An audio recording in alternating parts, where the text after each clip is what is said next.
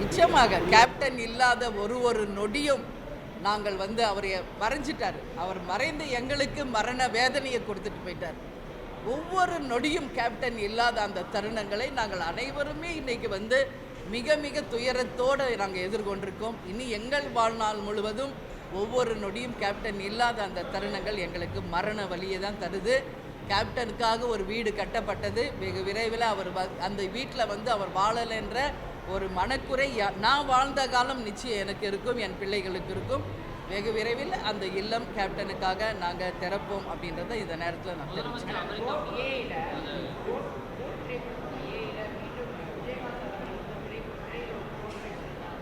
ஆமாம், நேற்றே நீங்கள் எல்லாம் வந்தீங்களா வரலையான்னு எனக்கு தெரியாது.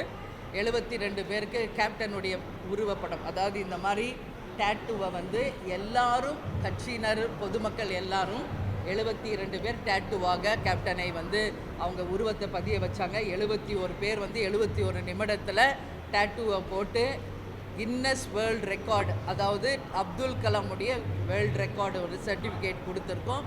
அந்த நிகழ்ச்சியில் பத்திரிகையாளர்கள்கிட்ட எல்லாமே நான் தெளிவாக விஜய் அவர்களை பற்றியும் கோட் திரைப்படத்தை பற்றியும் தெளிவாக சொல்லிட்டேன். மீண்டும் நேற்று தான் அதை சொன்னேன், மீண்டும் நீங்கள் கேட்குறீங்க.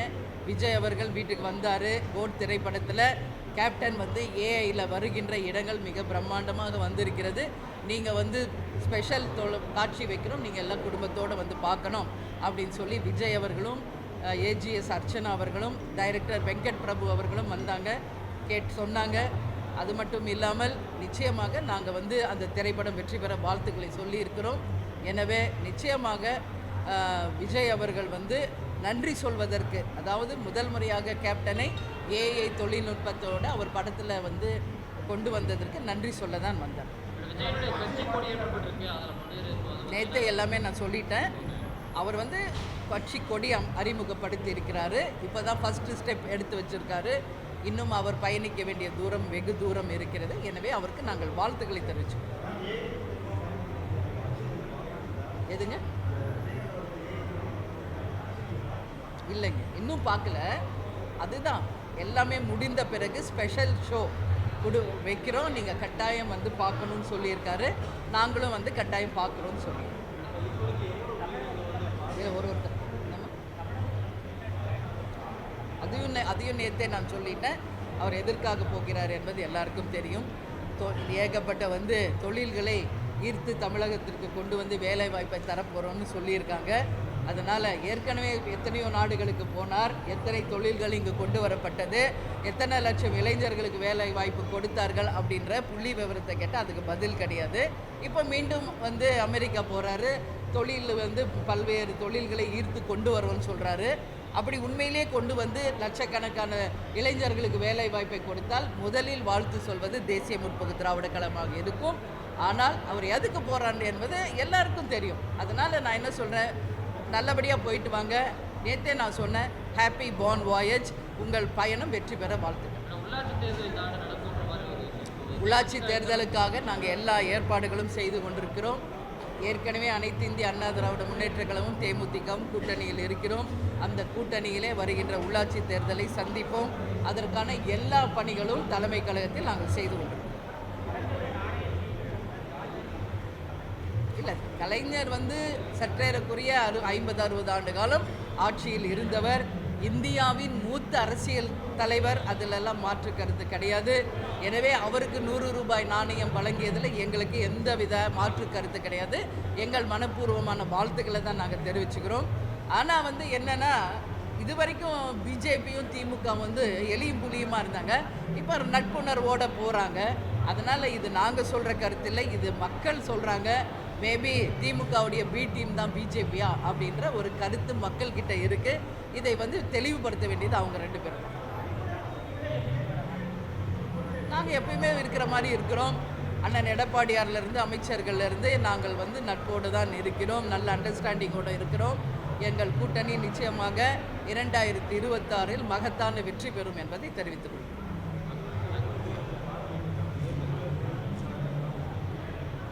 இதுதான் இன்னைக்கு வரைக்கும் பாருங்கள், தினம்தோறும் குறைந்தது 3000லேருந்து இன்றைக்கெல்லாம் 10,000 பேர் வராங்க. இதுதான் கேப்டன் கிடைச்ச பெரிய அங்கீகாரம். கேப்டன் வந்து அன்பு செலுத்தினார், அனைவருக்கும் உதவி செஞ்சார், அன்னம் சாப்பாடு போட்டார். இன்றைக்கி மக்கள் அதை ஒரு ட்ரிபியூட்டாக கேப்டனுக்கு வந்து திருப்பி அந்த அன்பை பல மடங்கு செலுத்திக்கிட்டு இருக்காங்க. இதுதான் எங்களுக்கு கிடைச்ச பாக்கியம், புண்ணியமாக நாங்கள் நினைக்கிறோம். எனவே கேப்டன் என்கின்ற மனிதராக வாழ்ந்தார், இனிமேல் தெய்வமாக அனைவர் உள்ளத்திலும் நிலைத்திருப்பார் என்பதை தெரிவித்துக் கொள்கிறேன்.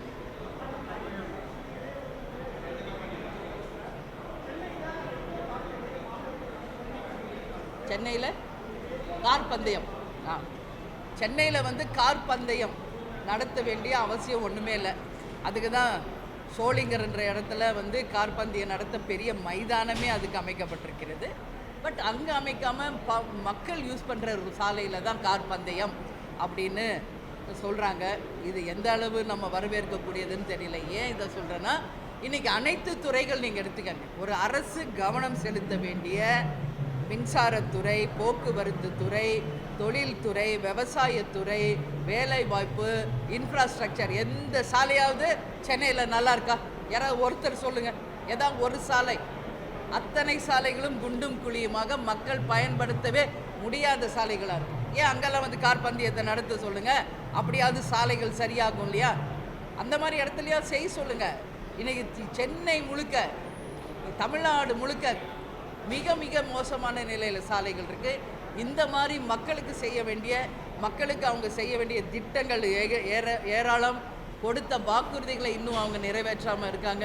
இதையெல்லாம் செய்துவிட்டு அதற்கு பிறகு இதெல்லாம் எக்ஸ்ட்ரா செலவு தான். கார் பந்தயத்தினால இங்கே நமக்கு ஒன்றும் நடக்க போகிறது கிடையாது. மக்கள் வாழ்வாதாரமே இங்கே கேள்விக்குறியாக இருக்குது. இன்றைக்கி ரேஷன்லேயே ஒழுங்காக பொருள் கிடைக்கலன்னு மக்கள் சொல்லிகிட்டு இருக்காங்க. கள்ளச்சாராயத்தில் ஒரு பக்கம் சாவு. தமிழ்நாடு இன்றைக்கி போதை நாடாக மாறிக்கிட்டு இருக்கு. இதையெல்லாம் சரி செய்யணும். ஒரு அரசு கொடுத்த வாக்குறுதிகளை நிறைவேற்றணும். இனி கார் பந்தயம் நடந்ததுனால யாருக்கு என்ன ஆதாயம் தெரியல. இது உதயநிதி நீங்கள் தான் கேட்கணும். இப்போ வரைக்கும் அவர் அடிப்படை உறுப்பினர். ஆனால் கழகத்தில் அனைத்து பணிகளையும் யார் அழைத்தாலும் அது ஃபங்க்ஷனில் போய் கலந்துக்கிட்டு இருக்காரு. விருதுநகர் தொகுதியினுடைய வேட்பாளராக போட்டிகிட்டு இருக்காரு. வெற்றி பெற்றவரை ஆட்சி பலம், அதிகார பலம், பணபலம் கொண்டு தோல்வி ஊற்றதாக அறிவிக்கப்பட்டிருக்கிறாரு. ஆனால் தோல்விதான் வெற்றிக்கான முதல் படி அப்படின்றத நாங்கள் உறுதியாக எடுத்துக்கொண்டு எங்கள் பயணத்தை தொடர்வோம், மீண்டும் வெற்றி பெறுவோம் என்பதை தெரிவித்துக்கிறேன். உரிய நேரம் வரும்போது அவருக்கு என்ன பதவி கொடுக்கணும்னு தலைமை கழகத்தை சேர்ந்து நாங்கள் அனைவரும் தொண்டர்களும் விரும்பும் போது அவருக்கு பதவி தரப்படும்.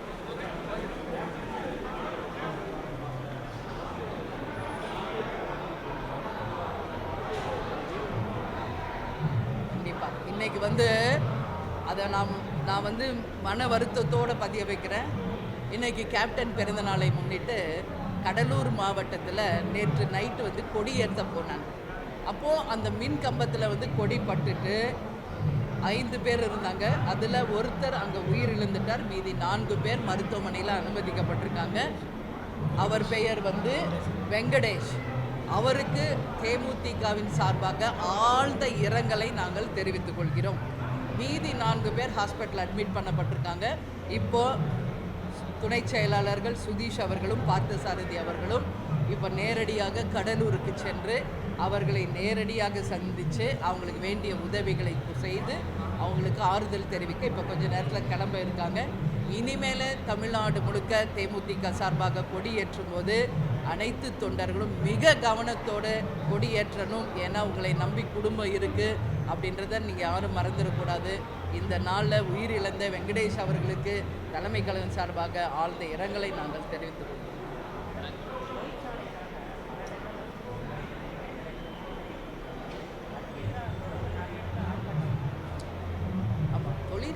தொழிற்சாலைகளை அமைக்கிறோம் அப்படின்னு சொல்லிங்க விளை நிலங்களை எடுக்கிறது மிக மிக தவறான ஒரு விஷயம்.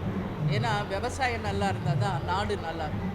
விவசாயிகள் சேத்துல கால் வச்சாதான் நம்ம சோத்தில் கை வைக்க முடியும்.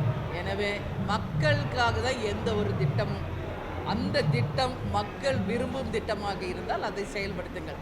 மக்கள் எதிர்ப்பை கொண்டு ஒரு திட்டத்தை கொண்டு வந்தால் நிச்சயம் அது ஃபெயிலியர் தான் ஆகும். எனவே ஒட்டுமொத்த மக்களோட ஆதரவோடு ஒரு திட்டம் வரணும். அது நாட்டுக்கு பயனளிக்கக்கூடியதாக இருக்கும்.